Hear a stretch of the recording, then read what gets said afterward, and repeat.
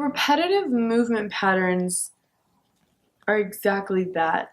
And it's funny to think about because we'd like to think that we're special and that we do things differently and this, that, and the other. But when it comes to the way that we move, we love habit. We love knowing the next thing that's going to come. And that includes our body and the way that it moves, which is why things like yoga and Pilates and working out are so great. But coming back to what a repetitive movement pattern is, we all know the standard, well, you're sitting in a cubicle in a chair for 8 hours and that's bad, right? That's a repetitive movement pattern. Every day your body is going back to this place, but it's not just in a cubicle. I think that that's a really easy picture to paint because so many people are involved in that industry, the corporate world. But this is the same for anyone blue collar. If you are a roofer, if you do construction, if you do anything to do with the house, like electric, you're doing a repetitive movement pattern. You will realize maybe that every single time that you walk up the ladder, you usually do the same foot first, or that you will put shingles and you'll bring them up in one particular way, whether that's over this shoulder, or this arm is down. But your body begins to pick up these ways of just existing.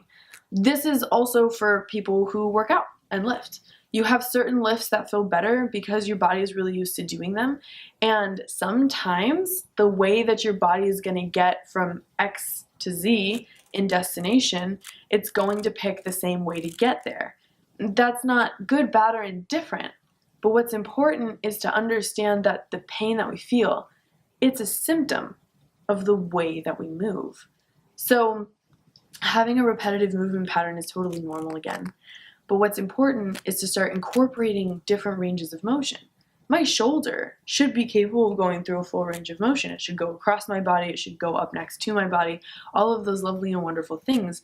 But if all that I'm doing is here, because I'm typing and because I'm reaching for my phone and because whatever, then I'm losing all of this, right? If all that I'm ever doing is roofing or something above me and I pull papers down or I'm moving boxes or whatever, my body gets used to that. And there's this thing called fascia, which I know is really cool and popular and amazing.